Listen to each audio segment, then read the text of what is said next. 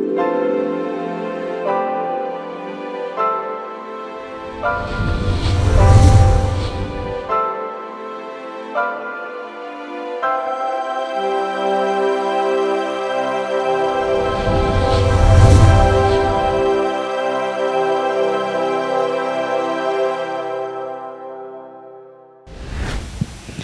би өнгөрсөн 7 хоногудад та бүхэнтэй нөгөө Иохан номын 10 дугаар бүлгээс ахуулаад хоошоо Есүс өөрийгөө 7 удаа тийм ээ би бол гэж хагаад одоо хэлсэн одоо үг байгаа шүү дээ тийм ээ сургаал өөрийгөө одоо илэрхийлсэн илчлэлтээс хуваалцж байгаа. Гэтэ өнөөдөр би нэг өөр сэдвээр явнаа. Тэгээ эх 7 хоногт хэдүүлээ тэр бол амьлалт ба ам мөн гэдэг яг тэр хэсэг рүү бүгдээр орно гэж. За өнөөдөр би та бүхэндээ хуваалцж байгаа сэдэв маань та бүхэн өмнө нь энийг 2 удаа сонссон байх ёстой. За 3 дахь удаагаа шүү заяа. Тэгээд яагаад энэ пастор дахин энэ хэсгийг ингэж давтдсан бол гэж. Магадгүй ингээд зарим хүн тэр үед байгаагүй бах, зарим хүн лайв бичлэг үзээгүй бах. Өнөөдөр бас та бүхэн ерөнхийдөө бол мартцсан байж магадгүй. Бүр илүү санаж байгаа юм байвал бүр илүү баяжих тийм боломжтой маа. Тийм учраас та бүхнийг ингээд анхаарлаа тавиасаа гэж хүсэж байгаа. За бид тэр одоо яг нөгөө цар тахлын үеэр одоо бид нар яг нөгөө зүүмээр бүр ид хийж одоо цуглаанаа хийж явах үеэр бид нар эхлэл номоос ахуулаад үргэлжлөө түүний өмнөөс эхэлсэн шүү дээ. Тэгээд хуучин гэрээний бас нэлээд олон номыг тэр хаадын үе хүртэл бид нар хамтдаа суралцсан байна. За ингэж явахдаа бид нар гитлэл номон дээр нэлээд бас чухалчилж ярьсан энд анхны цуглаан одоо бурхны хүмүүс буюу чуулган болж ингэж бас дэг журамтай эзний бас хүслээр зохион байгуулагдж байгаа тэр хэсгийн талаар онцолж ярьсан байна. За тэгэхээр энэ хэсгийг л би та бүхнийг бас сайн ойлгоосоо гэж хүсэж байгаа. За гитлэл номын 19 дугаар бүлэг дээр харах юм бол энэ болохоор нөгөө Израильч яагаад гитлэл гэж энэ номыг нэрлсэн гэхээр нөгөө Авраамийн үеэс хойш 230 жилийн дараа гэхэд нөгөө нэг Авраамийн үр сад болох Израильчууд тэр Египтийн нутагт тэр албадлагын ажилчид болж хувирсан. Тэгээд тэд нэг албадан ажил хийлгэсэн ба. За нөгөө утгаар хэлэх юм бол боол болсон ба. За яг боол гэдэг бүр орон гэргүй гэхээсээ илүү тэр амьдрах газартай орон байртай мөртлөө тэгээ харь газараас ирсэн хүмүүс учраас тэд нар еврей гэдэг. Еврей гэдэг үг нь бол одоо харь газараас ирсэн хүн гэсэн утгатай байгаа. Тэгээд тэднэр бол одоо нэгсэндээ Египтийн хаан тэднийг хүчээр одоо том орд харш одоо нөгөө нэг пирамид одоо юу гэдгийг тэднийг ингээ бариулсан тийм түүх байна. За ингээд энэ хүнд хүчээр ажлынхаа улмаас тэд нар бурхны анх нөгөө өвөг дэдэст нь амлсан амлалтыг санахдаа тэд нар бурханд руу хашгирсан ба. Тэгээ бид нар одоо биднийг авах цаг чинь болоогүй юу? Та биднийг эндээс гаргана гэсэн биз дээ. Тэр цаг хизээвэ гэж. За яг тэр үеийн бид нар бас өнөөдөр мөнхийн улсыг хүлээж байгаатай Есүсийн дахин ирэхийг бид нар хүлээж байгаагайг адилхан ийм дүр зураг эндээс харагддаг. Тэгээ магадгүй заримдаа амьдралд үнэхээр хэцүү зүйлүүд гарч ирээд бид нар хэлдэг штэ. Бурхан минь ээ хаана вэ надаа? Та намайг яг бидний эндээс аваад тэр мөнхийн улстай аваачих тэр өдөр чинь хизээвэ? Энэ хэдий бол бид нар энэ дэлхий дээр ингэж өнөөдөр зовлон зүдгүүртэй байх юм бэ гэдэг ийм асуудал бидэнд гарч байгаа. Яг энтэй их төстэй байна. Харин бурхан Мосе гэж нэг удирдагчийг илгээсэн баг. За энэ болохоор 2000 жилийн тэртет Есүсийг одоо бурхан өөрийнхөө хүн төрлөختний зууч хончин байхаар илгээсэн яг адилхан багт. За ингээ хүн төрлөختний төлөө ингээд яг ирсэн Есүс бол яг Мосетай адилхан хүмүүсийг хаашаа явах ёстой вэ? Бидний хүн төрлөختний амьдрал хаашаа яваад буруу иргэцэн байгаа вэ гэдгийг таниулсан тийм сургаалыг өгөө. Дээрээс нь буцаад бас тэр хүн төрлөختний үйлдсэн бүх нүгэл бурхнаас цаалж бурхныг доромжилсан тэр бүх одоо нүглүүдийнхаа учир одоо хүлээх ёстой тэр шийтгэлийг нь Есүс өөртөө өөрсөн багт. Тэгээ одоо ганцхан болцолтой. Тэр илгээсэн тэр зууч, тэр аврагчид итгэсэн бол түүнийг дагсан бол тэр мөнхийн улсад орох буюу нөгөө гитлэл ном дээр гарч байгаа шиг тийм ээ тэр суур бүхий хот тэр Канаан нутаг руу нэг боол байсан хүмүүс Канаан нутаг руу орж байгаатай адилхан ийм бэлгэдлийн болон бэлгэдлийн зүйл нь өнөөдөр болж байгаа үйл явдал болж хувирсан ба. За гитлэл номын 19 дугаар бүлгийн 1-9 дээр одоо Израилийн хүүгүүд Египт газраас гараад 3 сар явж Синан цөлд хүрсэн гэж бод. За тэгээд тэр бол уг нь явах зүгээс нь ондоо байгаа. Тэр нэр бурхны амлсны дагуу явах ёстой гол нөгөө юу руу явах ёстой? Канаан нутг руу явах ёстойсэн маа. За Канаан нутг руу ингээд явхад энэ хэдхэн хоног зарцуулна. Харин тэднээс шал өөр зүг рүү бурхан очоор гэсэн маа. За тэгээд тэд дуулууртаагаар нөгөө бурханы томлож тэдэнд одоо гаргаж өгсөн удирдагч Мосег дагаад явах ёстойсэн. Тэгээд тэд 3 сар аялжээж Синан цөлд хүрсэн. За тэнд нэг юм өндөр уул байгаагүй. Ерөнхийдөө бол хөвгүүд хөгшөөд одоо бүгд ингээд авирал гарцгаар тиймэрхүү нэг юм уул байгаа. Гэхдээ цөлд байгаа уул гэдэг чинь бас сүртэй том уул харагдан да тийм ээ. Тэгээ уулархаг нутгуудаа бодвол нэг тийм том уул байгаагүй ч гэсэн яг тэр уулан дээрээс гал үүл одоо бүр утаад маш их одоо аянга цахилсан тэгээ дуу чимээтэй тийм байдлаар өөрийнхөө тэр хүчрэхэг оршихуйг мэдрүүлсэн байдаг. Тэгээ хүмүүс тэр үед маш их айсан тухай гарч байгаа. За ингээ одоо эзэн Мосе дээрж Мосе ард олонд одоо дамжуулж тэд Мосед хариулж тэгээ Мосе эзэн ард олныг Мосег дуудагдсан гэдэгт итгүүлэх зүйлээ тэнд хийсэн байна гэж. За Гитлэл номын 19-ийн 10-аас 25 дээр эзэн ард олныг 3 хоног бие бэлдээрэй гэсэн. Бие ариусгаарай гэж. За бие ариусгах гэдэг нь одоо муха хоц хундраа хэрэг бортгоо угааж тэгээд одоо бас залбирч тий одоо бие одоо зэгцлэнэ гэсэн. За тэгээд үүний дараагаар бүгдээрээ уул руу гараад ирээрэй гэсэн ба ард олныг. Тэгээ түүнийг бүрэн дуугаар тэгээ дуутахаас нааш гарч ирж чадахгүй гэж хэлсэн ба. Одоо бурхны одоо оршихугаас юм бүрэн дуу тэнгэр элчнэр үлээхэд тэд нар уул руу гарч ирж бурхантай ярих боломжтойс. Гэтэл бүрэн дууд гарахаас нааш та нар наашаа гарч ирж чадахгүй. Дахиад л бэлэгдэл явж байгаа. Хожим мөнхийн улсад тэгээ бурхан өөрийнхөө хүмүүсийг оруулах тэр өдөр бүрэн дуу гарна гэж байгаа байхгүй. Тэгээ бүрэн дуу хаанаас гараад байгаа юм бэ? Гэтэл тэр бол мөнхийн улсаас тэнгэр элчнэр бүрэн дуу татгална гэж. Тэгээ тэр бүрэн дуунаар эзэнд итгэж түүнийг хүлээгсэд мөнхийн улс руу өргөгдөх тухай Библиэлд амласан ба. Тэгэхээр яг л энэ зүйл одоо болно гэдгийн бэлэгдлийг л урдаас нь Израилийн ард түмэн дээр бурхан хийжсэн гэдэг дээр мартахгүй байцгаая. За тэгээд Мосе эзэнд хандаж уулыг тойруулан тэг татаж уулыг ариун гэж тунхаглал гэж та анхааруулсан биз дээ. Тэгэхээр хүмүүс яаж орох юм бэ гэж. Тэр бурхан ингээд энэ дээр нэг хоёр өөр юм хэлээд байгаа юм шиг санагдаж байгаа. Мосед юу гэж хэлж байгаа нөхдөр уулыг тойруулаад урд нь юу гэж хэлсэн гэхээр уулыг тойруулаад юм одоо юу татаараа гэсэн. Одоо тэ шон татаа тэ одоо утас татаад ингээд яадаг чинь тэ хүмүүсийг ойртуулахгүй тулд энээс цааш бол дээшээ бол ариун гэж эзэн хэлсэн маа гэдэг ингэж хэлсэн байгаа. Гэтэл эзэн юу гэж хэлж байгаа нөхдөр одоо болохоор ард түмэнд та нар бие ариусгаад над руу гарч ирээрэй гэж байгаа байхгүй. Тэг энэ яг ямар учиртай юм болж байгаа юм. Тэгээд хамгийн бүр тодорхойгоор хэлж байгаа нь хинч Есүсгүйгээр бо Есүс хэлж байгаа хинч надаар дамжихгүйгээр эцэгт хүрч чадахгүй гэж байгаа. Тэгэхээр одоо эцэг бурхан одоо израилчуудтай энхүү тэг өөрийн сүрлэг оршихугаас тэдэнтэй ингээд Мосегоор дамжуулж ярьж байгаа бол тэгээ яг энэ шиг тэр эцэгт хинч Есүсээр дамжихгүйгээр хүрч чадахгүй гэж байгаа. Яг гэвэл бурхан ариун учраас ариун биш хүмүүс 3 хоног бие ариусгана гэж яг юу хэлж байгаа. Хуцунраа угааж байгаа. Янз бүрийн хэр буртаг, идэ мэдээ цус мус болчихсон хувц хунартай бурхан руу ойртож болохгүй гэсэн санаа. Мөн бас одоо бүрдээ нэг биеийнхаа хойд, бие махбодынхаа буруу хоол унд идэхгүйгээр идэхийг бас бие бозрлох гэж ярьж байгаа.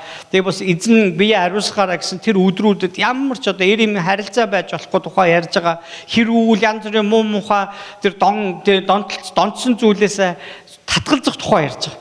За ингэсэж гисэн ард олон гарч ирэх боломж байхгүй л гэж хэлж. Яг гэвэл бурхан ариунаас ариун учраас гэсэн санаа. Тэгэхээр нэг одоо хүмүүс бидэрт нэг ийм бодол төрдөг ахна л да. За Библи бидэнд хамаг одоо арга замын зааж өгөөд бид нар мөнхийн амьд хүрчих юм байна гэж. Библи тэгж зааж өгдөггүй. Библиэд байгаа нэг ёс заншлуудыг нь бид нар ингээд дуурайгаад хуучин гэрээнд гарч байгаа ёс заншлуудыг дуурайгаад байвал бид нар ариун тооцогдох юм байна гэвэл Библи бас тэгж хэлээгүй.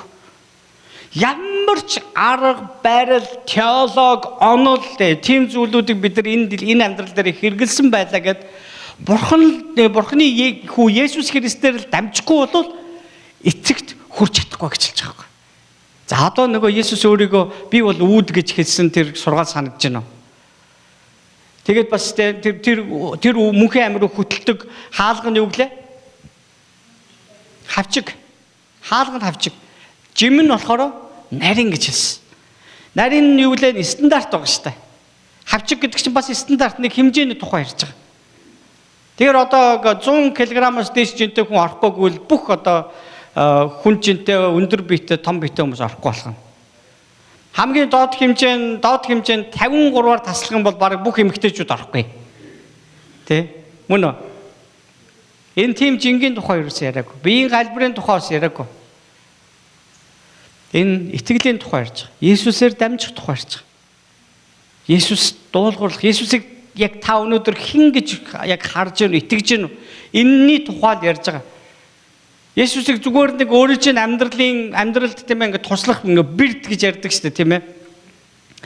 Гэж бодоод тийм зүгээр нэг vending machine гэж байгаа шүү дээ. Тэр шиг бодоод мөнгөө хийгээл хүссэн хүссэн номероо хийгээд хүссэн зүйлээ авдаг тийм нэг машин болгоод хувиргаж байгаа бол та мөнхийн улс руу орохгүй гэсэн үг.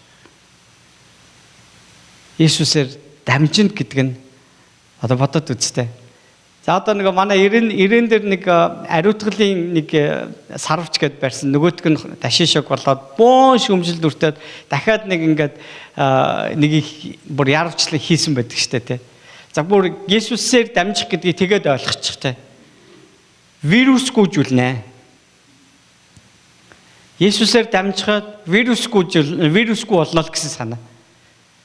Бид нар мөнхийн улсад орох стандарт Есүсээс өгөгддөг баг. Түүнээс бид нар өөрсдөө тэнцчгээд тэргээр дамжиж орно гэж байхгүй гэж Библи хэлж байгаа. Хүн болгон нүгэлтэй юм аа. Тийм учраас Бурхны алдарт хүрдэггүй гэсэн байна шүү дээ. Бурхны зөвхт байдалд хүрдэггүй гэж байгаа. Тэгэхээр зэрэг ийм зүйлийг ингээд хэрвээ бид нар бодоод ингэх юм бол бид нар жоохон өөрийгөө дарахад хүрэх ёстой. Бид нар жоохон даруухан болох ёстой. Заримдаа ингээд эхнэр бүтээр нэлээд олон насны зөрөөтэй учраас заримдаа би ингээд жоохон том дуурах талтай байхгүй юу? Очоо одоо юугаа мэдээд байгаа юм ингээл. Хэсэг хугацааны дараа би одоо хэн болоод ингэж байгаа юм. Жог биднэрт нэг тиймэрхүү байх ёстой юм шиг тийм ээ. Хэн болоод би өнөөдөр бас томроод Есүсийн хэлсэн үгийг хөсөрдүүлээд миний амьдралд байх ёстой аль хэдийн цогцолсон Бурхны хийж байгаа зүйлүүд нь аль хэдийн ингээ харагдсан байх ёстой тэр зүйлүүдийг нурааж би өөрөөр амьдрах ёстой юм бэ. Би яагаад өөрийнхөө бодлыг өөртөө зөв гэж бодоод ингээд явах ёстой юм бэ? Библи бидэнд хэлсэн ба шүүгч номон дээр нэг үг бүр ингээд нэг өгүүлбэр дандаа давтагдчихж байгаа. Маш олон газар давтагддаг. Юу гэж бичдэг вэ тэр? Тэр өөрсдийн нүдэнд зөв гэж үзэгдсэнийг л хийдэг байлаа гэж байгаа. Харин тэрэнд нь эзэн дургуутсан баг. Өнөөдөр энэ дэлхий яг тэр үе рүү очиж байгаа.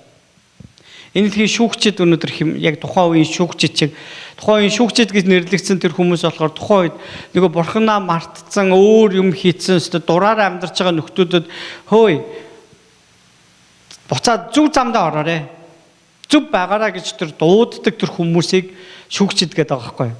Тэд нэг шүүгээл чи тамд онно чи мөнхийн амт болно гэсэн тийм үйлдэл хийж байгаа хүмүүс шүү. Тэд Бурханы үгийг зүгээр ингээ хэлж байгаа учраас л шүүгчид гэд нэрлэлцэн. Англиар judge гэсэн ба. Яг үнэндээ болохоор тухайн үед тийм ээ одоо яг нэг хүмүүсийн дунд хүмүүсийг нэг гайд хийж байгаа юм шиг тийм хөтлөгч байгаа юм шиг. Хүмүүст одоо зам чи энэ байна шүү гэж хэлж байгаа хүмүүс шиг. Тийм ээ. Тэгээ өөрсдийнх нь амьдралд өөрт нь ингээ Бурханаас өгсөн тэр онцгой тэр авьяас ямар нэгэн чадвар хүч байд юм уу, мэрэгэн ухаан байд юм уу. Тэр үгээрээ үнэхээр яг бүр ингээ ямарч буцаж нэхэх тийм ямарч тийм санаа байхгүйгээр ард түмнийхээ төлөө ингээ асгаж байгаа. Яг тэр хүмүүсийг Библиэлд дурдж бичсэн байна. Зарим нь муу төгсгөлтөө, сайн эхэлсэн муу төгссөн. Зарим нь тууштайгаар маш олон жилийн туршид ингээ үйлчилсэн. Шалтгаан нь яг юу юм? Хүмүүс төгс биш ээ. Хүмүүс ингэ байж байгаа л өөрийнхөө нүдэнд зөв гэж харагдсан зүйлээ л хийгээд эхэлдэг. Энэ би зөв шүү дээ. Над ийм ирэх байгаа л гэж бодоод байдаг. Библиэлд хэлсэн үнэн та нарыг чөлөөлнө гэсэн. Гэхдээ ямар тохиолдолд тэр үнэн буюу Бурхны хэлээд байгаа үнэн дотор байж ажил тэр эрх чөлөөгөө эзэмших тухай ярьж байгаа байхгүй. Бидний эрх чөлөө гэдэг чинь хязгаартай шүү дээ. Ер нь бол бүр яс яман дээрээ бид нар эрх чөлөөний оронд амьдарч байгаа гэсэн хуулиар нь бүгдийг багалцсан яг сайн бодоод хуулийг нь уншаад сонсоод эхлэх юм бол бид нар зүгээр л хүлээстэй нөхдүүд байгаа гэдэг бид нар ойлгоно. Эрх чөлөө гэж яг үнэндээ энэ дэлхий дээр хаана байна? Юуны тухай ярьж байгаа юм бол? Библиэлд ярьж байгаа эрх чөлөө гэж юуны тухай ярьж байгаа? Энэ сүнсний эрх чөлөөний тухай ярьж байгаа. Гим нүгэлтэй байдалтай хүлэгдэж тийм ээ гадна талдаа үнэхээр гял цаалтай одоо амьдрал нь үнэхээр одоо нөгөө яг хүмүүс англиар хэлдэг шигтэй successful тэр одоо амжилттай амьдралаар амьдраад байгаа юм шиг бол яг дотор талдаа бүр сүрцэн юм шиг амьдрал байна гэж Библиэлд айл хэдий хэлсэн. Дотроо хүлээстэй гадна талдаа эрх чөлөөтэй юм шиг амьдрах гэдэг чинь эрх чөлөө муу юм уу? Биш ээ. Биш. Энэ Израиль хүмүүс Эхлэл номдэр гарч байгаа энэ Израилийн еврей хүмүүс тэд бүх талаараа одоо их боол хүлэгдсэн байсан. Бурхан тэднийг эхлээд гадна талаас нь чөлөөлж гисэн. Яг энэ шиг Бурхан бидний амьдралд бүр тэ цуглаанд анх ирэхдээ бид нар бүгд л асуудалтай ирсэн шүү дээ. Би өөрийгөө л яриа л да. Би яагаад энэ 15 жилийн туршид өөрийгөө яриад байгаа. Би өөрөөсөө өөр хүн нэг мэдэхгүй байхгүй. Би өөр бас хэнийг нэг ярьж яах юм ер нь. Тэг мэдэхгүй юм чи. Бурхан харин надтай хийж байгаа зүйлийг миний амьдралд хийж байгаа зүйл би өөрөө мэдж байгаа. Тэгэхээр энийг би гэрчлэл гэж ойлгоод байгаа байхгүй юу? Яг Бурхан хийсэн зүйлийг л би ярьдаг. Түүнээс би өөрөө хийсэн зүйлээ би та бүхэнд нэг цөөхөн ярьсан баха, баг яриаг баха. Та бүхэн тэрийг анзаараарай. Би өөрийгөө яриад магтаад байсан бол болио эзэн намайг шийтгэе. Нэг чухал юм байна. Юу гэхээр Бурхан яг таны амьдралд одоо яг Бурхан хийсэн зүйлийг л яар. Өөр юм битгий хий, илүү үйлдэл битгий хий. Тэр чинь гэрчлэл байхгүй та. Миний Бурхан үүнийг хийлээ гэдэг нь энэ гэрчлэл байгаа.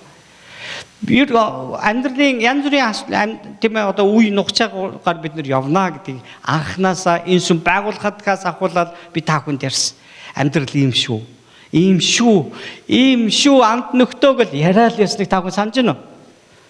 Тэ?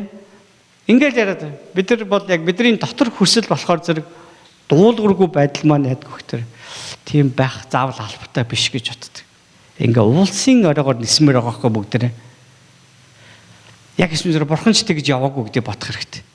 Есүс ч гэсэн уулын оройгоор нисээгүй гэдгийг санаа. Тэр хүний амьдралын нугчаан дундор тэр 30 жил амьдарсан шүү дээ. Тэр 30-аас 33 нас хүртлээр тэр хүмүүст доромжлуулан чулуугаар шийдүүлэн загалмаа цовдлуулан явсан шалтгаан нь юу вэ?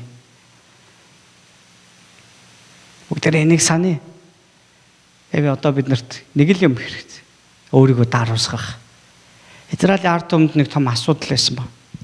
Тэгээд тэдний хувьд бол Египтэд байхдаа зөндөө олон удаа тий Египт чинь бүр өчнөө төрлийн шүтэнтэй байгаа шүү дээ. Шүтэн бурхадтай байгаа. Тэгээд тэднийг харж байхдаа тэр бурхтыг аргалахын тулд тэр бурхтаас ямар нэг юм гуйхын тулд өргөл барьц өгдөг. Тэгээд өөрсдөө зориулдаг хүүхдүүдэд хүртэл өргөдөг тийм шүтэнүүд хүртэл байж байгаа. Тэгээд ямар нэг байдлаар одоо ингээд нөгөө юм нь бүтсэн юм шиг санагдангууд энэ бурхан туслаа гэж ингэж ярьдаг. Гэтэл Библи бидэнд юу гэж хэлж байгаа вэ гэхээр Бурхан сайн муу те одоо юу гэлээ баян ядуу одоо хар цагаан шар ямар ч хүн байсан. Тэр бүх хүмүүсийн дээр нэгүслийнхаа улмаас нарыг мандуулж өдөр шөнийг ээлжлүүлж улирлыг сольж хур бороогоор ундаалж байдаа гэж хэлсэн юм. Тэгээ нэг өдөр би бас нэг өглөө ингээд жоохон нэг олон жилийн өмнө Мэриленд руу би нэг ажилд явдаг баг. Гэрээсээ гараад ингээд явсан чинь нөгөө жоохон бие өвдсөн. Дээрэс нь тэр өдөр ингээд нэг бүрхэг өдөржин бороо орох нэ. За би нөгөө нэг хэм зөвлөгийн баахан юм нэг юм цамц зөөдөг ажилтаа. Тэгээд тэр цамц ингээд зөөхөд бороо орж явах шиг хог юм байхгүй шүү дээ. Тэнгүүд би одоо тийшээ нэг бар гэрээсээ гараа хэдэн ч минут явдаг гэсэн. Тэгэл Мэриленд рүү яг өөдөөс ингээл нар тусдаг. Гэхдээ тэр өдөр бүрхэг учраас нар тусаагүй. Гэхдээ миний хамгийн дөрөнд гомдож эхэлсэн юм гэхээр бороотой авахаараа яах вэ? Тэгээ би бурханд залбирж байгаа залбирал маань ямар байсан гэж. Бурхан минь та энэ бороог зайлуулж өгөөч гэж. Гэтэл миний зүрх сэтгэлийн энэ гүнд бурхан надтай яг ярьсан. Чи юу залбираад байна дээ? Энэ бороог бид чиний төлөө зайлуулцдаг. Тэгээд энэ бороо хэрэгтэй газараас чамаас энэ бороо хэрэгтэй байгаа хүмүүс бас энэ тэнд байгаа шүү дээ. Яг энэ газар чи ганцаараа амьд саяараа амьдарч байгаа. Мангарлээ хизээч над хуваа хийчихсэн залбирлаас болох юм бэ? За ингээл эзэм нуучлаарай. За өнөөдөр бас заримдаа бид нар ингээд залбирхдаа яг өөрийнхөө төлөө бодож залбирдаг тийм ээ. Ингэчүүл тэгчүүл гэж бод. Энд чинь нөгөө өөрийнхөө нүдэнд зөв гэж харагдж байгаагаар хийх гэж байгаа нэ гэсэн үг байхгүй юу? Эзэм минь бидэнд даруй сэтгэлийг өгөөч гэж залбирхаас илүү энэ даруй байх гэдэг чинь биднээс гарах ёстой үйлдэл байдаг гэдэг би таныг бити мартаасаа гэж хүсэж байгаа. Бурхан биднийг даруй болгохгүй. Харин зүв болгож болно. Бурхан биднийг даруй болгохгүй, харин биднийг тэнхээтэй болгож болно. Бурхан биднийг даруй болгохгүй, харин биднийг ойлгоход тусалдаг. Яагаад даруй байдлыг бурхан орхисон бол? Бидэнд яагаад бурхан даруй байдлыг өгнө гэж хэлээгүй? Ариун сүнсний бидний амьдралд бий болгож өгдөг тэр 9 үр жимс дотор даруй байдал гэж яагаад байгаагүй? Хамгийн анх одоо Библийг орчуулж байхад нэг Монгол орчуулагч нар алдаа гаргасан. Тэр дээр орчуулсан гадаад хүн байсан учраас алдаа гаргасан юм шиг байна. Даруй төлөв байдлыг ариун сүнс өгдөг гэсэн. Хүмүүс шүүмжилсэн. Энэ яг Библийн жинхэнэ бүр оригинал тий одоо бүр анхны юун дээр даруй байдал гэж энд байхгүй шүү. Тэгээ тэрийг сольсон байна. Дүлгөөн гэж өөрчилсөн. Тий ямар ч дүлгөөн байхыг ингээ амьдрал ингэжсэн ч дүлгөөн байхыг ярьж байгаа байхгүй. Чи үр жимснүүдийнх нь нэг нь байхгүй юу? Энэ үр жимсийг бид нэр дүлээд гаргадгийг гэж бид нар бодож андуурдаг.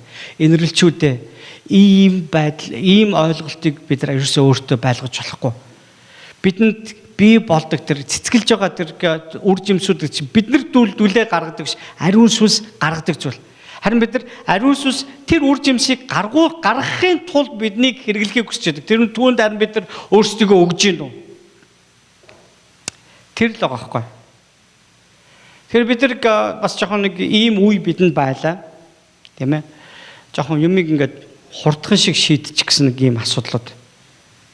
Мэдээж амьдралд ингээд болохгүй юм зөндөө байгаа шүү. Зөндөө байгаа шүү. Гэтэ тэр болгоныг бид нар ингээд хараагаад өрөөгөөд зайлуулад олоод авчдаг ийм юу Библиэлд юусоо зааж өгөөгүй шүү дээ. Тэгээ би та бүхэнд тэр ивэл өрөөлийн тухай зөндөө ярьсан. За нэг юм нэг том бөмбөг гэдээ ойлгуул. За одоо Библийг үз. Библи хэдэн хуудастай та хүмүүс хэдэн бүлэгтэй вэ? Тэ?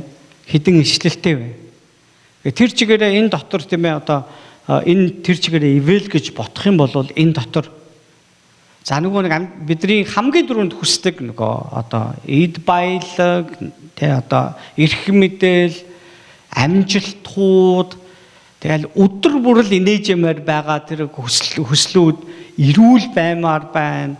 Өөр юу хангалуун баймаар байна. Дутмааргүй байна. Өөр ямар нэгэн бүтлгүүтэл миний амьдрал бити байгаасай. Тэ хохирол бити амсаасай гэсэн тэр бүх хүсдэг зүйлүүд маань энэ дээр байгаа. Энэ бас энэ ивэл дотор бас юу байна вэ гэхээр өвхөл хүртэл байгаа шүү дээ. Бүр Библиэлээс зарим нь өвчин хүртэл байгаа шүү. Өвчин хүртэл байгаа шүү. Лазар гэж хүний одоо нэг найзынхаа өвдсөн тухай сонсцоход Есүс явуулгүй хэд хонцдог вүлээ? 2 хонцдог тийм 2 хонцдог. Тэгээ нөгөө дагалдагчнаар нь гайхаад байсан ба. Яагаад удаад байгаа юм болоо? Шалуухан шиг өвхөөс өмнө очиод эдгээчүүл уг нь амар амир. Бидний бодол дандаа тэгж адилтай. Гэтэл Есүс юу гэж хэлсэн гэхээр Лазарын өвдсөнд Бурхны алдрын төлөө магчилж. Лазарын амьдралд энэ бол нэг таатай зүйл биш байхгүй юу? Одоо өвчтэй байгаа. Түүний хоёр дүү Марта, Мария хоёр тийм ээ. Энэ хоёрдоо тэдний амьдралд бол энэ бол тийм таатай зүйл ерөөсөө биш. Гэтэл Библи буюу Бурхан бидэнд юу гэж хэлээд байна? Эн чинь ивэл өрөөл гэж хэлэх гээд байгаа. За тэгвэл одоо өнөөдрийн гол зүйл рүү орцгоё. Одоо Израилийн ард түмнийг Бурхан нөгөө гадна талын тэр хүлээс буюу тэр Египтийн тэр хүлээсээс болжлоос тэр чөлөөлж өглөө маш их гамшигыг байгалийн янз бүрийн гамшигыг тэдэнд үзүүлсэн. Эцэст нь бүр нөгөө хүн малын бүх уугнууд нь бүгд насварсан. Хүүнүүд нь тийм ээ. Ир малын одоо ир хург төл ир төлүүд бүгдээр өгсөн баг. Үүний дараа эдний Бурхан үнэхээр биднийг ингэж барьцсан, бооцсон, боомлцсон байна.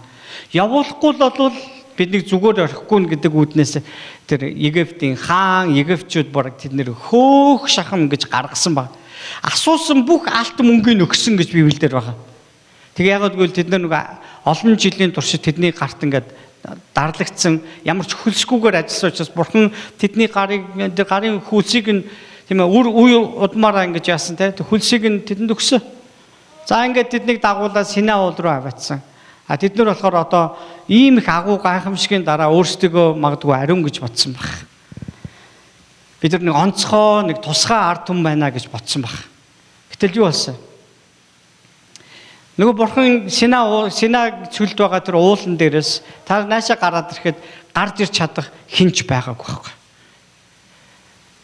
Яг бидний одоо анх цуглаанд ирэхэд Бурхан бидний баг хүссэн болгоныг өгсөн гэдгийг та бүхэн санаж байна уу? Гуусан болгоны чинь Бурхан өгсөн байгаа шүү дээ. Яагаад бидэнд хэрэгтэй байсан учраас. Одоо харин яагаад заримдаа гуусан болгон дээр маань Бурхан дуурахгүй байна? Яагаад нэг хариулахгүй байгаа тань. Тэгээд бид нар өөр арга яагаад хэрэглэх болчиход байна. Тэгсэн ч Бурхан хариулахгүй байгаа юм байгаа шүү дээ. Яагаад өнөөдөр ийм асуудлууд гараад байна? Яагаад гэвэл ивэл нь дууссан биш байхгүй. Энэ ч гэсэн бас ивэлийн үе байхгүй. Харин магадгүй ийм үед илүү яадгүй. Бид хүмүүжлийн арга хэмжээ, сахилгажуулалт явж байгаа. Бурхан биднийг өөрийгөө бидэнд бас өөрөөсөө хариуцлагынхаа дагуу та нар түүнийгээ үүрчин үү гэдэг бидэнд сануулж байгаа тэр үе байгаа. Өнгөрсөн 15 жилийн туршид би та бүхнийг за чи тийм хийх үү, ийм хийх үү даалгаад ингээд хариуцуулаад явсан. 1 жил яваад 2 жил яваад хайсан юм а та бүхэн санаж байгаа шүү дээ. Энэ бас яг тийм сайн хэрэг мөн үү биш үү? Одоо пастор ихтэй дандаа сайхан юм ярьд юм биш штэ. Sorry. Хинэн ч ариун биш. Би ч гэсэн надад гаргасан алдаа дутагдал зөндөө байгаа. Бурхны ариун уул руу би тэр Мосеж гараад явчих. Тийм юу надад байхгүй. Би Мосе биш байхгүй. Мосе эзэнт хэлж байгаа. Хинч танд ойртож чадахгүй штэ гэж. Тэнгүүд эзэн юу гэж хэлж байгаа юм? За чи тэгвэл зөвхөн чи л над руу ойртчих гэж зөвшөөрж байгаа. Энд гарч байгаа үйл явдлыг хараа. Бурхан зөвшөөрвөл хүн тэр ариун уул руу гарч ийн. Тэр уул нь ариун биш. Бурхан тэр уулан дээрээс ажиллаа хийж байгаа учраас тэр газрыг ариун тооцоод байгаа байхгүй. Тэгээ Бурхан тэр Синай уулан дээр тэр ард олонд юм хуулиудыг өгсөн. 10 хуулийг өгсөн байдаг. Одоо энэ дээр гарч чулуун дээр Бурхан өөрөөс бичиж өгсөн гэж байгаа байхгүй. Бурхан өөрөө бичсэн. Мосе гараад үүнийг бичсэн юм бишээ. Тэр зөвхөн 2 чулуун хавтан авч гарсан байдаг. Эхний хавтанг нь Бурхан өгсөн. Харин Мосе тэр ард олон маш хурдан Бурханаас эргэснийг хараад уурлахтаа тэр хавтанг шидэж буталсан байдаг. Үүнээс нь болж одоо тэр өдөр 80 хэдэн мянган өгсөн байгаа шүү дээ. Тэгээд маш их одоо гай гамшиг болоод ингээд ийм болоод бөн үйл ямаалаа. Одоо яана бүгд чичирсэн байх үед Бурханаас асууж байгаа. Бурхан минь ээ. Та зөвшөөрөх үү? Бидний ер нь цаашаа авч явах уу? Энэ бол одоо конфесс буюу гимээ улаалт байгаа шүү дээ. Тэгээ Бурханаас гуйж говшиж байгаа байтал. Бидний залбирал бол ер нь гуйж говших л шүү дээ. Ер нь бол гуйх л шүү дээ. Гуйх гэж анх орчуулсан. Тэгээ бид нар сүүлрүүгээ залбирал болгоод тогтцсон байгаа тоххой. Залбирал гэдэг ихтер энэ маань бас ямар нэг юм тунгаан бодоод ингээ үргэлжлүүлэн яхахыг залбирал гэж ярьж байгаа. Харин 2 дахь хавтан буюу тэр 2 дахь удаа Бурхан бас энэ хуулийг өөрөө тэр хийж гисэн. Ингэхдээ одоо та нар миний үгийг сонсож дагаараа гэж хэлсэн ба. За ингээд үүнээс хойш одоо бид нар харах юм бол 20 дугаар бүлэг дээр хууль өгөгдсөн. Тэгээд мөн юу асан байгаа. Гэтэл номын бас 21-ээс 31 дугаар бүлгүүд дээр тахил болон тахилын ширээ, гэрээний авдар ба майхан сүмийг хэрхэн хийх, хинээр хийх гэж байгаагаа хүртэл заавар өгсөн байгаа. 31-ийн 18 дээр харах юм бол гэрчлэлийн 2 хавтан болох Бурхны хуруугаар бичигдсэн чулуун хавтангуудыг Бурхан өгсөн юм а гэж ингэж хэлсэн. За тэгвэл би дараа нэг юм схем харуулъя. Дараагийн хуудсан дээр. За энэ болохоор Израилийн ард түмнийг Бурхан Синай уулны ойр хавьд амьдраад байгаараа гэж ерөөсөө хэлээгөө. Тэгээд тэднийг харин тэр амлагдсан газар руу яваараа гэсэн байдаг. За амлагдсан газар руу явахдаа тэд нар яах ёстойг бол эзний тэдэнд зааж өгсөний дагуу Бурхан тэдэнтэй хамт байгаа тэр оршихуйг бэлэгдсэн майхан сүмийг босгох тухай ирсэн байна. За өнөөдөр бидний бидний сүм гэхтэр энэ байшин ерөөсөө биш байхгүй. Байшин ерөөсөө сүм биш. Бид нар цуглах үед л бид нар сүм гэдгийг ойлгох хэрэгтэй. Бидний зүрх сэтгэл сүнсээрээ бид нар Бурхан эзнийгээ хааж, эзнийхээ дотор нь бид нар Есүсийн нэрээр нөхөрлөх үед бид нар сүм болдог. Ойлгож байна уу тийм ээ? Бид нар тэр үед л сүм болдог. Тэр үед л нөгөө майхан сүмийг бид нар босгож яана гэсэн үг байхгүй юу? Бид нар зүгээр хар ухаанаар ингээд төсөөлөд үзвэл за Арука нэг талынх нь баг нь байлаа гэж бодоход Intel-тэй одоо Java нэг талынх нь баг нь байлаа гэхэд энэ хоёр маань байхгүй болчиход майхан сүм яаж босох вэ? Тэг бүх эрг шур бүх зүйлүүд нь байж ах хэвээр.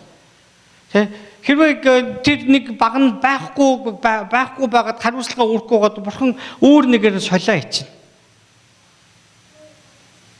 Бид нар энийг сүмийг ингэж бүгдээрээ бодцгоё.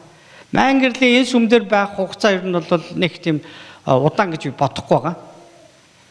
Ер нь дараагийн алхам бол багш магш болоод ингээд явдагсан нь нэг тийм байгаа. Тэтгэврт гарах өдөр гэж байж надаа. Дараагийн үедээ шилжүүлэх юм уу те?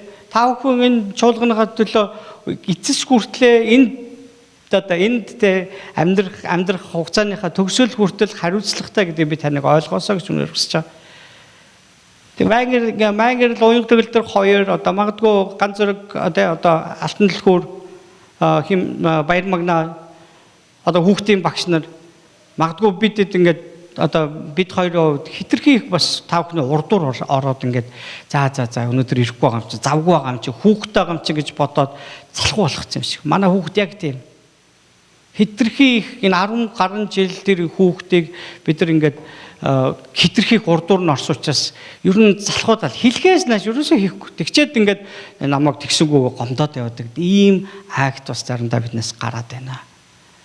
Гэтэл Библийн дагуу харахад эн чинь бас тийм байх ёсгүй байгаа байхгүй юу? Би та бүхнийг энэгээр ойлгосоо гэж хүсэж байгаа. Англи өөрийнхөө тухай ярьж, өөрийнхөө бодлыг ярьж, өөрийн хийсэн гавьяаны талаар би та бүхэнд сайрхаж ярьсан бол ёстой уучлаарай. Тэ ёстой уучлаарай. Би тэгээгүй шиг санах юм.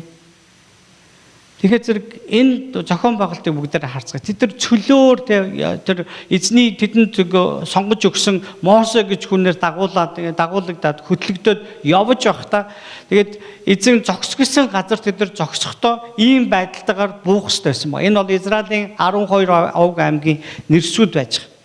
За ингээд одоо 3-3-аараа байгаа харагдаж байгаа тийм ээ. Гэхдээ ингээд тойроод ингээд тоолох юм бол 12 байгаа, голд нь нэг байгаа ингээд 13 болчихж байгаа. Гэхдээ нэг овг аймгийн тэр Яаковын 2 хүүг нэг овогт тооцоод явчихж байгаа. За ингээд нийтдээ одоо ерөөхдөө ер нь бол зөвхөн тоогоор бол 13, нийтдээ 12 албаасаар 12 овгийнхаа ингэж буудаг гэсэн. Та бүхэн энэ юг харж байхдаа яаж гэнэ? Тэр Леви овг аймгийнхаа яг голд нь байгаа. Энэ Леви гэж ямар хүмүүс вэ? Эдгээр тэр майхан сүмийн ойр орчимд байж нөгөө нэг тэргүүн тахилч нь бас туслах тийм тахилч нар нь тэгээд мөн бас тэр майхан сүмийг босгох, авж явах, нүүлгэх тэгэл те одоо сэргээ одоо ямар нэгэн байдлаар ямар нэгэн муудаж барина шүү дээ. Тэгэхээр тэрийг сэргээ солих, арчлах тийм үүргийг хүлээсэн хүмүүс байдаг. Хэрвээ сүмийн нэг багныг хариуцсан хүм нэг гэрүүл байгаа бол тэр багнын бүх бүрэн бүтэн байдлыг л ерөөсөө анзаарч явах хэрэгтэй байхгүй юу? Нэг гэрүүл ингээ хариуцлага алдаж байгаа бол тэр баг нь онцгой болно гэсэн. Тэгээ яг бүр хатуу үгээр хэлэхэд хэрвээ тэх юм бол тэд нар хуйлтай. Бурхны өмнө ариунд тооцогдохгүй, зөвд тооцогдохгүй. Тийм учраас тэд нар бүр баг өөхөх ялтай. Тийм учраас энэ Леви хүмүүс бол хизээч тэд рүү өөрсдөө хариуцж авсан юм аа ингээд бүр үргэлж тэдний амьдралын бүр нөгөө англиар duty гэж ярьдаг штэ. Бүх тэр бүр ингээд амьдралыг нь хариуцлага үргэлж биелүүлж авч явах хэрэгтэй тэр зүйл нь баг. Гэтэл заримдаа бид нар ингээд нөгөө байх ёстой газараа хаяад явчихдаг. Ханд нөхдөө би хизээч тэгж байгаагуудаа ингэж яриаггүй. Би урдан өөр цуглаанд би үйлчилж байсан. Пастор томилогдоогүй болохоос биш би тэнд яг пастор шиг л байсан. Надад бас буруу зүрүү яваад тэр цуглаандаа очихгүй явж байсан үе надад байдаг. Гэтэ тэр өдрүүд би шал дэмий үрсэндээ би юмхаар харамсдаг. Заримдаа би тэр хуучин цуглаанаа бодох дээр тийм ээ би бүр тэнд баймаар санагддаг ч гэсэн энд өнөөдөр 5 хүн өнөөдөр бид бүхэн тийм ээ нэг юм бүлийнхэн бид нар нэг сүргийнхэн байхгүй. Бид хүн нэг болгон өөрсдийн тэр хариуцсан зүйлээ хийгээд явах юм бол бидний нөгөө нэг яриад байгаа нөгөө 500 дагалдагч гэдэгт бид нар мүтгэн л хүрэн шүү дээ. Явсан газар болгонд эзний ажил хийж яадаг гэдэг бүгдээрээ санаа. Амен. Тэгэхээр зэрэг та бүхэн харж байна уу? Энэ левичүүд бол ажил хийх шаардлагагүй, эдгээр мөнгө төгрөг янз бүрийн олох шаардлагагүй, мал ахуйн одоо эрхлэх шаардлагагүй. Зөвхөн эзний нөгөө майган сүмийн иргэн тойронд тийм ээ байгаа бүх зүйлүүдийг л тэр хариуцах үүрэгтэй байхгүй. Тэгэхээр магадгүй зарим нэг хүмүүс энэ дургуул байсан л ахал та тийм одоо яахаараа ингэдэг. Гэтэ тэд нар дуугаа байсан. Яагаад? Бурхан ингээл зохион байгуулад өгсөн учраас. Бүх 10% ууган төл бүгд левичүүд рүү очдог гэсэн. Тэгээ та хүн боддоо тий энэ зүгээр амьдарч байгаа хүмүүс байгаа ч тий зүгээр л амьдарч байгаа хүмүүс. Есүсийг ирэх үед энэ левичүүд гэж хүмүүс мэдээж сүмийн ойр орчинд байсан байгаа. Гэхдээ нэлээд бас тийм өөр одоо юм шашны бүлгүүд гарч ирээд заавал яхаараа левичүүдийн одоо болтол ийм эрх дарахтай байдин гэсэн ийм байдлаар хандах үзэгдлүүд Есүсийг ирэх үе зөндөө байсан. Тэгээд Бурхны байгуулсан тэр системийг эвдэх гэж оролцсон учраас л аль хэдийн эвдсэн байгаа учраас Есүс фарисеучуудыг шүмжлээдсэн байхгүй. Та нар өөрсдийнхөө нүдэнд зүг гэж харагцлаа л хийдэг. Өөрсөн чинь асуудал байгаа мөртлөө бусад хүмүүсийг ингээд шүмжлээд байдаг л ярьсан баг. За тэгэхээр энийг битээ мартаараа сүм бол ийм л байдаг шүү. Түүнээс энэ левичүүд ард олны удирдагч үгүй үгүй. Эзний сүмийн төлөө үйлчилж байгаа хүмүүс байгаа гэсэн. За тэгээ одоо нөгөө их тэм сайхан өрөөлийг авсан хүмүүс чинь төд удалгүй завхарсан байгаа. За гитлэл номын 32 дугаар бүлэг дээр ясан тийм ээ Мосе эзэнтэй уулзаад уул руу гараад ингээд 40 хоног болсон учраас тэр доор хүмүүс ингээд завхраад янз бүр болсон.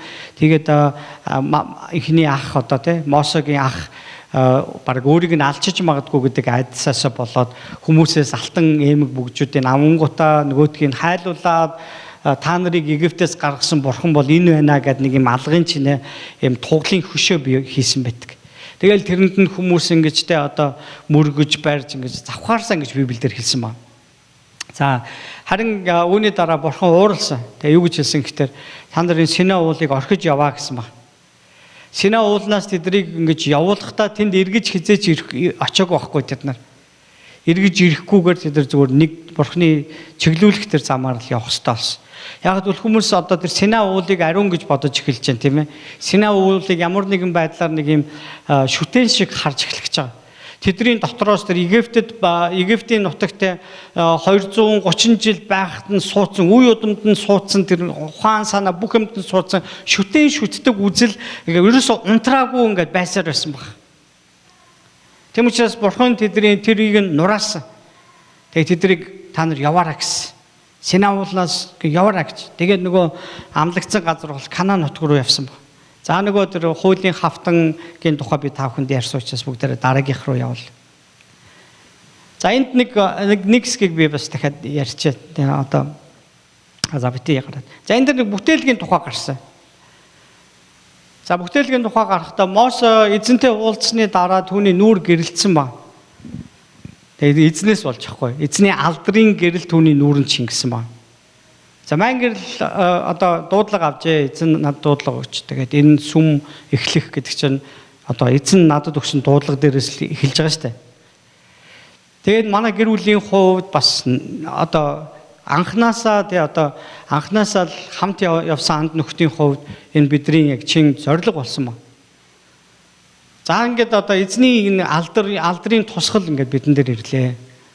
Тэгээ үүнийг юугаар тийм ээ одоо нөлөөгөөр тэрнээс цасарж байгаа гэрлэр эзний сайн мэдээг тунхаглаж ингэж амьдралаа. Харин хэсэг хугацааны дараа одоо нөгөөдг нь ингээд айжмаар ингээд бүдгэрсэн байгаа. Хүний махан бие одоо түүнийг шингээж чадахгүй нэ штэ. За ингээд бүдгэрэх үед нь нөгөө гэрэлтэй байх үед нь хүмүүс айгаал моос өдөртгчаа та ингээд нүрээ тагалчвал яасан тантай л ингээд уулзахаар бид нар бүр эмээгээд болохоо байлаа. За ингээд нүрээ таглалаа, хүмүүс таарууллаа. Зарим үед маань гэрэл хүмүүс тааруулах юм байлаа. За ингэснээр хүмүүс зөвхт байдал хүрээгүй маа гэж Библиэд хэлж байгаа. Тэдний зүрх хатуурсан. Шүмжилдэг болсон, эсрэг болдог болсон. Тэ? Савл гэвэл одоо чулуу шитгэдэг юм болсон. Гэтэл яг бодит төрхөөрөө байгаад эн чинь бодит нэг зүгээр хүн шүү дээ гэдэг ийм ойлголт явж ирсэн баг. Арилж байгаа зүйлийнхээ төгсгөлийг Израилийн хүүгүүдэд харуулахгүй тул тэр нүрээ бүтээлгээр хаасан юм аа. Бүтээснээс нь болж хүмүүсийн сэтгэл хатуурсан гэсэн. Та бүхэн ч гэсэн өөрсдийн чинь амьдралд бурхан юу хийснийг энэ амьдралын одоо үйлсээс болоод өөрсдийн нөгөө бурханд үйлчлэх, зориулах гэсэн тэр идэвхтэй байдлаасаа хойш суугаад бүтээлгээр та бүтээгээд нөгөө зойрондоо хадгалчих болохгүй юм а гэдэг бас үлгэр байгаа гэдэг та бүхэнд би хэлхийг хүсэж байгаа. Таны иргэн тойронд хүмүүс анх таныг цуглаанд явж эхлэхэд бүгдээрээ л сонирхож ирсэн бол одоо ерөөсө огт сонирхоо болсон бол та бүтээлэг бүтээгээд бараандад одоо гэрийн гадаа байдаг бараа гэж яддаг ч тийм. Тэндээ хийгээд бүтээлгээр бүтээсэн байна л гэсэн үг байхгүй юу? Таныг одоо хинч Христэд итгэгч гэж харж чадахгүй тийм байдалтай болчихсон байгаад байна уу? Тэгэхээр бидний хувийн хариуцлага үнэхээр чухал байдаг гэдэг эндээс өдр харж байна. Эзний алдрын тусгал болж амьдрах нь бидний амьдралын загвар шүү дээ. Матай номын 22 дугаар бүлгийн 10-аас 14-ийг уншвал энэ дээр хуучин хувцсандаа дуртай нэгэн болвол шинэ Иерусалимд газар олдохгүй гэсэн тэр үгийг хэлсэн баг. Хуучин хувцсандаа, хуучин амьдралдаа дуртай хүнд шинэ Иерусалимд газар олдохгүй гэсэн. Есүсийг өмсөх тухай ярьж байгаа. Есүсийн зан чанарыг өмсөх тухай ярьж байгаа. Загалмааг үүрхтэй адил. Яг боддоор л Есүс загалмааг үүрсэн ш. Түүнээс тэр ингээ хүний биеэр ирээгүй юм бол ирээгүй зүгээр нэг бурхны хүч чадлаараа байсан бол Есүс тэр загалмаа үүрх бол тийм зовлонтой биш. Хүмүүс түүнийг ингээл одоо загалмаа цовдлох тэр ташуурдаж тэр толгойд нь одоо нэг юу өргөстэй титэм өмсгөх өдр бол түүнд юу ч ямар ч өвчин мэдрэхгүй штэ. Хэрэв бурхан чанараар байсан бол тэр загалмаа өргөж мөргөж байгаа зүгээр хий барьцсан тэгээ дүр үзүүлээд явах гэсэн нь. Иесус тийм бүтээлэг өөр дээр тавиагүй. Юуны тухай ярьж байна уу? Тань зовлон байна уу? Асуудал байна уу? Гим нүгэл байна уу? Дутагдал байна уу? Битгий бүтээлэг бүтээ. Бурхан таны амьдралд ийм муу багт чи ийм болголоо гэдэг тэр одоо өөрийн гайхамшигыг хийх гэж хахад яагаад та тэрнийг бусдаас нууж байгаа? Яагаад та тэрнийг тэрэн дээр бүтээлэг бүтээх ёстой юм? Таны амьдралаас итгэлж харагдж байгаа. Та бол итгэгч гэж ерөөсө хэлээгүй байхдаа танигдчих ёстой гэж Библи хэлж гисэн байж байгаа. Та бүтээлэг бүтээчгээд л байгаа болол тийм өрөөндөө ороод хаалгаа хаачаад байгаа бол хинч таныг танихгүй. Бурхны алдрын тусгалыг хүмүүс харж чадахгүй. Исая номын 61-р бүлгийн 10 дээр авралын хувцсаар хувцлаж зөвхт байдлын нүмергөөр эзэн бидний бүтээсэн гэж үздэн. Авралын хувцс бол бурхан өмсүүлэлт бидэнд бас өмсүүлэхийг хүсдэг тэр хувцс байгаа. Би аврагдсан гэдгээс л эхэлж байгаа хгүй. Би Есүс Христээр аврагдсан гэдэгт л итгэж байгаагаа одоо үүнийг бас заарлаг харуулan амьдрах тухай ярьж байгаа. Тийм учраас Ром номын 13-ийн 14 дээр Христийг өмс гэсэн. Галаатын 3:27 дээр Христийг бид нэр өмссөн байгаа шүү гэдгийг сануулсан. Христ Есүсээр бидэнд өгсөн аврал дотор байгаарай. Есүс Христээр даалгаж өгсөн тэр амьдралаар бүгдээрээ амьдрцгаая. Бид эзнийхээ авралын тусгал байдаг гэдэг үгээрээ санаж амьдрая гэж. За төгсгөлийн хэсгээр орж. Тооллого номон дээр харах юм бол нөгөө тэр гайхамшгууд ингээл үргэлжилсээр асгасаар тэгээ нөгөөдөл чинь тий нөгөө хүмүүс чинь Синай уулаас хөдлөөд одоо Канаан нутг руу явж байгаа тийм хэсэг гардаг. За тэгэл тэд бүгдийг хийхдээ бурханд найдаж дуулуурлан үйлдэх хэрэгтэй байсан. Харин өнгөрсөн цаг хугацаанд бурхан таныг ивээсэн үү? Өнөөдөр таны бурханд найдаж байгаа байдал чинь хэр зэрэг ямар хэмжээтэй байна? Таны амьдралаас юуг нь аваад хайчхад та бурханд итгэхгүй болж нэг юм навсаасан хүн болж хуурах уу? Итгэл гэж юу байхгүй, юу гэж байхгүй ингэж хуурах уу? Таны юуг нь авчих юм бол та бурханд талархаа байх уу? Энийг би таныг бодж үзээсэй. Таны одоо яг өнөөдөр би бурханд баярлж जैन, талархаж जैन, бурхан намайг аварсан гэдэг ингээд байгаа тэр одоо итгэл чинь яг юун дээр дөрөөлөд байгаа юм бэ? Сатан ингэж хэлж байгаа шүү дээ. Нөгөө Йовын тухай бурханд хэлэхдээ та түүнийг бүх юмар нь хангаад байгаа учраас тэр танд сайн байгаамаа гэж хэлсэн баг. Тэгэхээр бид нар бурхан минь энэ чимийг өгөөч, тийм чимийг биелүүлээд өгөөч гэдэг тийм зүйл дээр тулгуурласан итгэл бол дэнжгэнсэн итгэл байдаг гэдгийг ойлгосоо гэж хүсэж байгаа. Бидний итгэл яг надад юу ч байхгүй байсан ч яг Йовд үлдсэн тэр эзэнтэй харилцаал бидэнд байх ёстой байгаа. За эзэн бурхан өөрийн сонгож авсан ард түмэндээ өөрийн хуйлууд болон амлалтыг өгснөөс хойш Синай уулнаас тэд хөдлөөд 11 хоногийн дараа гэхэд тэд амлагдсан газар буюу Канаан нутагт хүрсэн байдаг. Тэгтэл эзний одоо тушаасны дагуу овог бүрээс 12 хүнийг Мосес сонгож аваад тэр амлагдсан нутг руу илгээгээд эзэн бидэнд бэлдсэн газар мөн үү эсэх талаар үзүүлэхээр ингээд туршуултуудыг явуулсан. Тэгээд туршуулууд нэг бүтэн 40 хоногийн туршид аялан байж нөгөө нутгийг тандаад буцаж ирэхдээ усан үзмийн маш том юм хонгорцог гэж ярьж байгаа. Тэгээд бас тэр газрын бас саммор одоо эдэ будааны дээжсэн тэр бариад ирсэн. Тэгээд юу гэж хэлсэн гэхээр энэ газар бол үнэхээр эзний хэлсний дагуу сүү балаар урссан газар байна. Сүү балаар урсж байгаа газар. За энэ ийм болсон. 40 хоногийн дараа тэд нар ирсэн яг ингээл хэлсэн. Энэ нь Тооллого номын 13:27 дээр гарч байгаа. Тэгээ ер нь таны амьдралд бурханаас амлсан дүүрэн тэр одоо амлалтын баталгаа, баримт, гэрчлэх зүйлс байна уу? Мэдээж байгаа. Найз нөхдийн хүрээ, харилцаа, гэр, ажил, боловсролтч тэр эзнээс ивээсэн зүйлүүд байна уу? Магадгүй таны гэр бүл бараг салхтаа тулсан байсан ч эзэн гэрлэлтийг чинь эдгээсэн. Магадгүй та шоронд хоригдох байсан ч эзэн хэргийг чинь хэрэгсгүй болгуулсан байна. Та өвдөд өгөж болох байсан ч эдгээгдсэн байгаа чинь гэрчлэл гэдгийг санаж байна уу? Эсвэл таны амьдралын хэв маяг бурхны амлалтууд нь үр жимсгүй гэж харагдуулахаар итгэлгүй байдлын баталгаа шиг байгаад байж болох юм.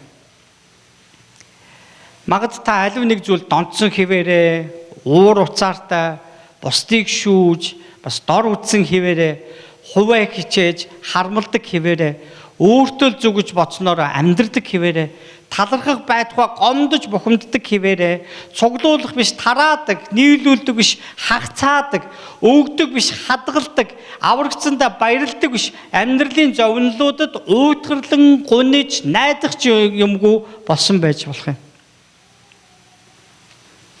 Магад муу ёрын сүнсний хүсдэг зүйлсийг амьдралдаа хүлээн зөвшөөрөөд бурхны амлалтууд болон түүний зан чанарыг нь мартчихсан ч байж болох юм. Амлагдсан газрыг 40 хоногийн туршид туршаад ирсэн 12 туршуулын хандлагууд бидэнд маш том сургамжийг өгөх болно. Бодоод үзтээ энэ 12 яг л нэг газраар нэг маршрутаар явцгаасан. Нэг л газрыг яг л нэг адилхан газрыг тэд нар үзчихэд ирсэн. Хамтдаа л байсан. Ингэсэн ч тэд нар 2 өөр дүгнэлттэй ирсэн. 10 хүн нэг өөр, 2 хүн өөр байсан. Тэр 2 хүний нэр нэг нь Йошуа, нөгөөх нь Калеб гэж юм 2 хүн байжээ. Йошуа, Калеб нар хэдийгээр айц давтуулсан зүйлсүүдийг үдсэн боловч бурханд найдсан бөгөөд Израильчуудыг зоригжуулж юу гэж хэлсэн? Бурханы амлалтанд итгэхийг нь уриалсан байгаа. Тэгээ юу гэж хэлсэн гэхээр бид гарцаагүй дийлж чадах учраас өксөж очиод тэднийг эзэлж авцгаа гэж хэлсэн баг. Яг л тэр газар нэм уулархаг нутгууд байгаа. Цайз бэхлэлтүүдтэй. Тэр газарт маш том биетэй хүмүүс амьдардаг. Тэд нар чинь дөнгөж одоо нөгөө юунаас Египтийн болцлоос гараад ирсэн улсууд тэд нар зэвсэг гэж юм баггүй. Тэднийг одоо зэвсэг техник байлаач гэсэн тэд нар ийм хүрэл зэвсгийн үеэрээ бурхан тиймэрхүү юм авч яваарай гэж юусэн захиаг байхгүй. Ямар нэг юм говьдл одоо цөлөөр явж байхдаа хийсэн ном сум тиймэрхүү юм байсан баг. Нэг жижиг нэг элднүүдтэй, нэг сэлмнүүдтэй байсан байж магадгүй. Гэтэл тэр нөгөө суурин газрын тэр Канаан нутагт амьдарч байгаа 29 янзын үндэстэй ястангууд бол хөгжцөө амьддаг байгаа шүү дээ. Байдгаараа хөгжцөө. Байдгаараа бэхэлсэн ийм газар баг. Йошуа Калеб хоёр тэр нутгийг үзчихгээд эзэн бидэнтэй хамт байхад бид нар дийлнэ гэдгийг итгэж байгаа. Харин нөгөө 10 туршуулна. Бурханд эргэлзэн айц давтцгаасан тухай Библиэд гарч байгаа. Тэгээ юу ч хэлсэн гэхээр тэд биднээс хитрхи хүчрхэг тул тэр ард түмний өөдөөс өгсөж очиж чадахгүй. Бид өөрсдийнхөө нүдэнд царцаа мэт болсон юм аа. Тэгээ одоо нэг бол дахиад өөрийнхөө нүдэнд зөв гэж бодож байгааг ярьж штэ. Тэгээ бид өөрсдийнхөө нүдэнд царцаа мэт болсон бөгөөд тэдний нүдэнд ч тийхүү байгаа баха гэж бодсон баг. Бид нар Аз хүмүүс хэрвээ бид нар Шведэд очих юм бол өстой зөвхөн уучлаарай нөгөө бидний хуучин ярьдаг газрын битэг. Зөвхөн хажуугаар нэг юм жижиг хүмүүс явж байгаа ш бид нар. Тэгэхээр айгүй өндөр юм том хүмүүс. Бид нар Америкт ч гэсэн яг цагаануудын дунд орох юм бол тэд нар чигээр өндөр том битэй хүмүүс байгаа ч. Тэр 300 эдэн сая хүмүүсийн хэдхэн сая нь өөр одоо хүмүүс байгаа шүү дээ. Чи энэ чинь бүр 70-80% нь цагаан хүмүүс. Бид дэндүү хүчрхэг нийгэмд бид нар амьдарч байгаа. Нэг өдөр бүх Азуудыг хөөгөөд гаргахад бид нар юу ч хэлж чадахгүй ингээд эндхийн иргэн багаж ерөөсөө нэг хамаатай биш шүү дээ. Тийм л юм болно ерөөсөө. Харин бидний хооронд Йошуа Калеб хоёр байсан бол юу гэж хэлэх вэ? Бид гарцаагүй дийлэх бол. Ямар ч асуудал тулгарсан эзэн бидэнтэй хамт байгаа учраас бид нар гарцаагүй дийлэх болно гэж хэлж байна. Харин нөгөө 10 нь болохоор зэрэг үгүй ээ бид нар чи царцааш бид нар ижээд идүү зөөгүүлээ гэд ингээ хэлээд байгаатай яг адилхан байхгүй юу? Энэ мэт итгэлгүй байдал яг халбартай өвчин шиг л дээ бүхэл Израилийн чуулганд тархсан. Тэд нар бүр майхан болгоныхоо үүдэнд суугаад уйлсан. Бурхан тэдэнд өгсөн үзүүлсэн гайхамшгүйд ивэлүүдийг тэд нар тэр даруйд муу мэдээнээс болоод мартцгаасан. Тэгэхээр муу мэдээ, муу яриа, ховж юмны гай гэж бас яг энэ байхгүй юу? Өнгөрсөн хугацаанд эзэн биднийг ямар гайхамшигар дагуулад байсан. Бидэнд ямар гайхамшигтай зүйлүүдийг бий болгож өгсөн. Нэг юм муу мэдээлэлөөсөө ингээ эргүүлдэг. Хүмүүсийн дотор хагарлыг авчирдаг. Тэгээ гай дууддаг. Эзнээс шийтгэл буудаг. Итгэлгүй нэгэн шийтгэгдэг талаар Библиэр маш хатуу хэлээд ирсэн шүү дээ. Энд чинь эзнийг доромжилж байгаатай адилхан байхгүй юу? Египтээс биднийг гаргасан юм багааз. Одоо энэ Кананыг одоо олж чадахгүй. Энэ бурхан хүч нь өрөхгүй гэж байгаа яг адилхан зүйлэг хэлж байна. Гэтэл Египтээс тэднийг чөлөөлөхдөө бурхан тэг юу хийсэн бэлээ? Тэр бүх усыг тэр цус болгосон. Өөрийг болоо галтай мөндөр орсон. Бүх тэр голын тэр намгийн бүх мэлхийнүүд хааны ордон тэр бүх Египтийн нутагтаа ингэж бүр шавсан. Идээтэй яр хүн малд нь халдсан. Тэр чумуулнууд ингээд бүр хааны тэр Египтийн тэр нутагт байгаад Израилийн нутагт юусоо байгаагүй. Нар унтарч зөвхөн Израилийн нутагт гэрэлтэй, Бурханы хүмүүсийн нутагт гэрэлтэй, Египтийн нутаг тас харанхуй байсан учраас тэр гэрээсээ гарч чадахгүй байлаа гэж хэлсэн. Эцэст нь ууган болгоныг нь тэр үхлийн сүнс ирээд тэдний амийг авч авсан ийм гайхамшигыг үзүүлсэн баг. Ийм хүчээр, ийм гайхамшигуудаар суллагдсан мөртлөө одоо хэдхэн хоногийн дараа итгэлгүй байгаад нь Бурхан маш их хилгэнсэн байхаа гэж бодож байгаа. Ерөөсөө ингэ тахал шиг таргасан гэж Библиэлд хэлсэн шүү дээ. Бүгдээрээ уйлаад, айгаал бид нар одоо өсвөрлээ л гэдэг ингэсэн баг. Бурханы мөн чанарт эргэлзэж дээрээс нь бүр нөгөө нэг сайн мэдээг ярьж байгаа Йошуа Калеб хоёр л чулуугаар шуудах тийм хэмжээнд хүрцгээсэн баг. хүндрэлтний түүхэнд Бурхан өөрийн амлалтуудын дагуу эргэн бидэнтэй харилцаар ирсэн. Гэвч бид үргэлж ямар нэг баталгааг бид нар Бурханаас шаардсаар л байдаг. Энэ нь бид бүх юмс байх ёстой байрандаа орж окей болохыг нь л хараад тавшир хүртлээр гаргаж байгаа. Эзэнд найдахыг хоошоо тавьж нүгэлтэй чанараа даган эргэлзэж байгаа явдал юм аа. Тийм ээ. Энэ нь үл найдаж байгаа байдал юм аа. Яг Бурханд хандан та бол ярьдаг шигэ биш гэж хэлж байгаатай адил зүйлийг хэлж байна гэсэн. Өнөөдөр та тэдгээр Йошуа ба Калеб шиг биш. Нөгөө 10 шиг байдалтай байгаа бол авраг биднүүдийн нүдний өмнө нь байгаад яг царцаалууга адил байна гэсэн юм. Та юуны түрүүнд таны юуны түрүүнд хийх ёстой зүйл бол эзэнд найдах, ердөөлэн байгаа эзэнд найдах юм. Амен. Амлагдсан газар руу ор. Өдөр бүр Бурхантай хамт түүний аваачих тэр хаач хүртэл алхаарай. Магадгүй бидний амьдралын төгсгөл хүртэл бид нар хар залуугаар энэ хорвоог орхихоор байсан ч болтугай. Эцсийн мөч хүртэл би эзэнд итгэсээр байя гэж. Миний ихнэр саяхан нэг сав санаандгүй нэг бүр их настай тэгээд Франц гаралтай нэг эмээтэй танилцсан. Тэгээд сонирхолтой өнөө түрүүн бид нар машин дотор нааш ирж байхдаа нэг олон уулзаг байгаа.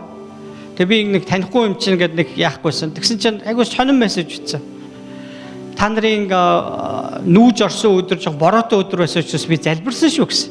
Тэр хүнд бид нар ямар хамаатай юм бэ гэсэн тэр. Гэтэ тэр хүн итгэгч хүн байхгүй юу? Тэр хүн өнөөдөр одоо ингээд энэ тэнүүгээр яваад сайн мэдээ тараагаад яваад ах тийм хүчтэй биш.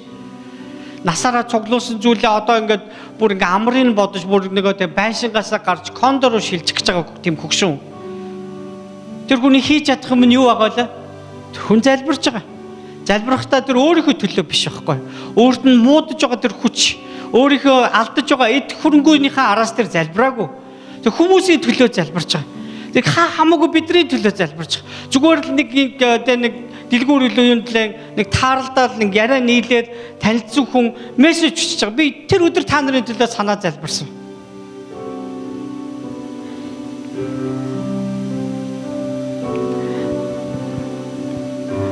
Надад нэг хүн тэгж хэлсэн. Уучлаарай би одоо таны төлөө залбирдаггүй нэг уучлаарай. Гэхдээ яах вэ тэгэл чи залбирхал мартцсан байгаас дараа залбирх уу?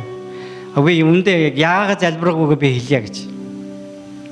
За тэгсч пастор хүний төлөө залбирал хэрэггүй байдаг байх л гэж бодсон шүү дээ. Ерөнхийдөө бол баг хэрэггүй дээ. Бид нар нэгнийхээ төлөө үнэхээр залбирдаг байх хэвээр. Та юу гэж бодож байна? Яаков номон дээр хэлсэн шүү дээ. Та нар залбираад авдаггүй шалтгаан нь зүгээр л өөртөө л авъя зарцуулъя гэж л тийм зүйлийг залбирдаг учраас залбирал чинь хариу ирдэггүй магчилсан байна. Магадгүй ийм залбирал ижлэх те нэг хүн надад зааж өгсөн их залтай хүн л дээ. Тэгээ юу гэсэгтэр эзэн минь энэ надад таалагдж байна бас тэр нь таалагдж байгаа. Та надад хоёрыг өгчөөч. Би өөрөө ч аваад тэр хүн өгчөө гэж байгаа байхгүй те. Тэгээд аль алигаа бодож байгаа байхгүй те. Ээж жоохон шок сонсогдож байгаа ч гэсэн энэ юу биднийг юу руу дагуулж байна? Залбирал буюу амиа бодсон байдлаас гарах ёстой гэсэн утгатай. Эзэнтэй өнөөдөр ярьцгаая. Өнөөдөр энд хэлэгдсэн үгсүүдээс таны яг зүрхийг тогссон тийм хэсэг юу байна вэ? Яг та бүхнийг уриалж байгаа зүйлийн дагуу залбираасаа гэж